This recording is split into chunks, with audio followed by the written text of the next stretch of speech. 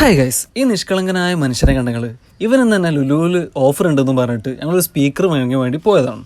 അങ്ങനെ ഞങ്ങൾ സ്പീക്കർ വാങ്ങുന്നതിന് മുമ്പ് ഒരു ചായയും കുടിച്ചിട്ട് നേരെ പോയത് കണക്റ്റിലെത്തിയിട്ട് ഒരു വലിയ ഓഫർ ആയിട്ടൊന്നും കണ്ടില്ല. ബട്ട് നോട്ട് ബാഡ് എന്ന് പറയുന്ന രീതിയിലുള്ള ഒരു ചെറിയ സ്പീക്കറും എടുത്തിട്ട് അവനെ മോട്ടറാക്കി ഞാൻ 2 പാൻറ്റും എടുത്തിട്ട് നേരെ പോയത് സുലൈമാൻ്റെ മെയിൻ പരിപാടിയായിട്ടുള്ള മസാജിങ്ങിലേക്കാണ്.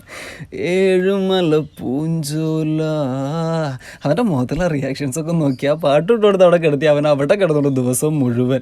ഇതിനൊക്കെ ശേഷം ഏറ്റവും ഹൈലൈറ്റുള്ള കാര്യമായിട്ട് എന്താണെന്ന് വെച്ചിട്ടുണ്ടെന്നുണ്ടെങ്കിൽ ക്യാമറയിൽ നോക്കിയിട്ട് അവൻ ചിരിക്കാൻ പെടുന്നൊരു പാടുണ്ട്. എൻ്റെ മോനെ, ഇവൻ ഈ മസാജ് ചെയ്തുകൊണ്ടിരിക്കുമ്പോൾ നമുക്കാകെയുള്ള എൻ്റർടൈൻമെൻറ്റ് എന്ന് പറയുന്നത് മരത്തിൽ നോക്കി എൻ്റെ ഇലകൾ എണ്ണിയിരിക്കുക, അവിടെ ഇവിടെയും പോയിട്ട് വായി നോക്കി നടക്കുക, ഇതൊക്കെയാണ് നമ്മുടെ പരിപാടി. അതിനുശേഷം ഓഫർ കൗണ്ടറിൽ നിന്ന് സാധനങ്ങൾ മേടിച്ച് ബില്ല് തരാതെ വിട മാട്ടേൻ എന്ന സെക്യൂരിറ്റിക്കാരനെ താണ്ടി നമ്മൾ എത്തിപ്പെട്ട സ്ഥലം, എൻ്റെ റബ്ബേ ജാതി തിരക്ക്. ഇവിടുന്ന് എങ്ങനെ പോകും ഞാൻ കാണിച്ചു തരാം. അലഞ്ഞു നടന്ന് ഞങ്ങൾ ദാഹിച്ചിട്ടൊരു കുപ്പി വെള്ളം എടുത്ത് പൊട്ടിച്ചു കുടിക്കുന്നതുകൊണ്ട് കുഴപ്പമൊന്നുമില്ല. പക്ഷെ ആരും ബില്ലിൽ ആഡ് ചെയ്യാൻ മറക്കരുത്. ഇനി അടുത്തതായിട്ട് പറയാനുള്ളത് സുലൈമാൻ്റെ ഫാൻസിനോടാണ്. സുലൈമാന് ഏറ്റവും ഇഷ്ടപ്പെട്ട ഫുഡ് ഫ്രൈഡ് റൈസും മന്തിയുമാണ്. എക്സ്പ്രസ് കൗണ്ടറിനൊന്നും പണ്ടത്തെ അത്ര സ്പീഡില്ല. അങ്ങനെ സാധനം കൊടുത്ത് ബില്ലടിച്ചുകൊണ്ടിരിക്കുമ്പോഴാണ് ഞാൻ ആ കാഴ്ച കണ്ടത്.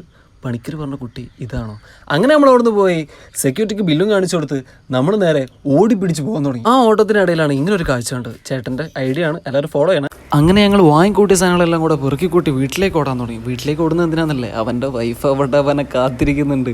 അവൻ്റെ വൈഫിനെയാണ് പേടിയുന്നുണ്ട്. എനിക്ക് പേടി എൻ്റെ ഹെൽമെറ്റ് ആരെങ്കിലും കൊണ്ടുപോയിട്ടുണ്ടാവും എന്നായിരുന്നു. അങ്ങനെ ഞാനും അവൻ്റെ കൂടെ ഓടാൻ തുടങ്ങി. ഓടി അവിടെ എത്തിയപ്പോൾ ഹെൽമെറ്റ് ആരും കൊണ്ടുപോയിട്ടില്ല.